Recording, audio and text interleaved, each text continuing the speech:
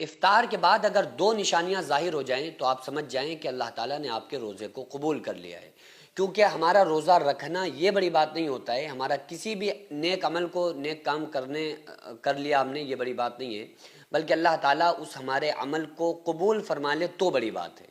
تو ہم نے روزہ رکھا، آخر یہ ہمارا روزہ قبول ہو بھی رہا ہے کہ نہیں ہو رہا ہے، اس بات کا جاننا بہت ضروری ہے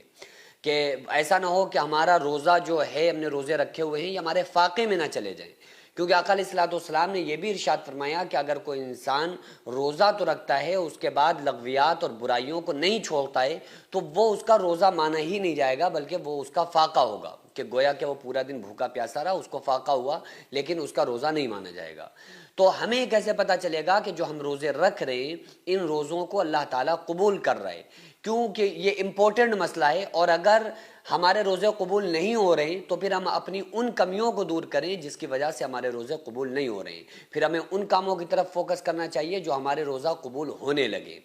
تو وہ کون سی نشانیاں ہیں، وہ کون سی علامات ہیں، آقا علیہ الصلوۃ والسلام کی احادیث کی روشنی میں انشاءاللہ تعالیٰ بات کرنے کی کوشش کروں گا۔ آقا علیہ الصلوۃ والسلام نے ارشاد فرمایا کہ روزے دار کے لیے دو خوشیاں ہیں، ایک وہ خوشی جو افطار کے وقت روزے دار محسوس کرتا ہے، دوسری وہ خوشی جو قیامت کے دن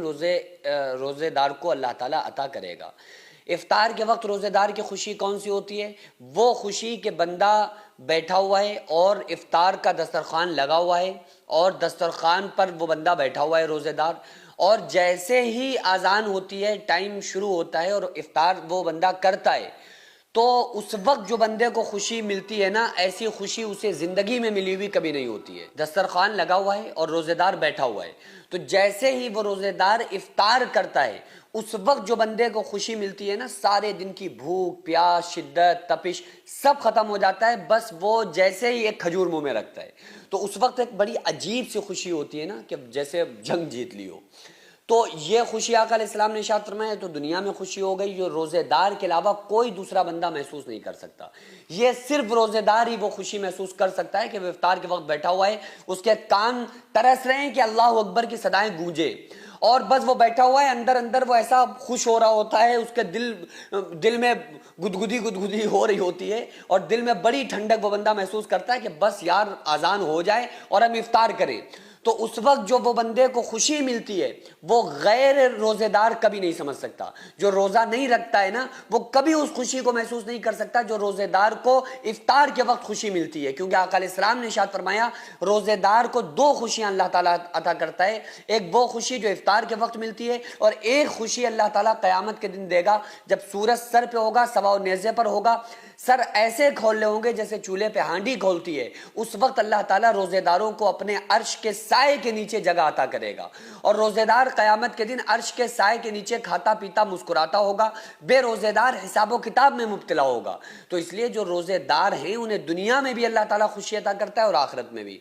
تو افطار کرنے کے بعد اگر بندے کو یہ ریلائز ہو جائے کہ ہم اگلے دن بھی روزہ رکھیں گے اور اللہ تعالیٰ کا قرب اس بندے کو حاصل ہو جائے، تو یہ نشانی اس بات کی ہوتی ہے کہ اللہ تبارک و تعالیٰ نے اس کے روزے کو قبول فرمایا۔ دوسری وہ خوشی حاصل ہونا، وہ ایک ٹینشن نہیں، اگر اللہ تعالیٰ کو کسی کے روزے کا کوئی مطلب نہیں ہوتا ہے تو وہ کیا ہوتا ہے اس بندے کے ساتھ کہ وہ افطار کے وقت وہ خوشی ہی اسے نہیں ملتی ہے، وہ تو پھر یہ سوچتا ہے کہ یار اب نہیں رکھیں گے، بس ہو گیا غلطی ہو گئی رکھ کے، اب نہیں رکھیں گے، تو گویا کہ اللہ تعالیٰ نے اس کے اس روزے کو قبول ہی نہیں کیا، کیونکہ جب اللہ تعالیٰ پچھلی عبادت کو قبول کرتا ہے تو اگلی عبادت کی توفیق دیتا ہے۔ آج اگر ہم نے روزہ رکھا اور کل بھی روزہ رکھا تو یہ علامت اس بات کی ہوتی ہے کہ پچھلے دن کا روزہ ہمارا اللہ تعالیٰ نے قبول کیا، اسی لیے اگلے دن روزہ رکھنے کی ہمیں توفیق عطا کی، کیونکہ بندہ اپنی محنتوں سے عمل نہیں کرتا ہے، اللہ تعالیٰ جب کرواتا ہے، اللہ تعالیٰ جب چاہتا ہے، جب بندہ ان عملوں کو نیک اعمال کو کرتا ہے۔ عید ایک خوشیوں کا تہوار ہے، اور یہ عید جب ہی مکمل ہوتی ہے جب ہم اپنی خوشی کے ساتھ ساتھ اپنے غریب بہن بھائی اور غریب فیملیز کو بھی اپنی خوشی میں شامل کرتے ہیں۔ اس عید پر ہمارا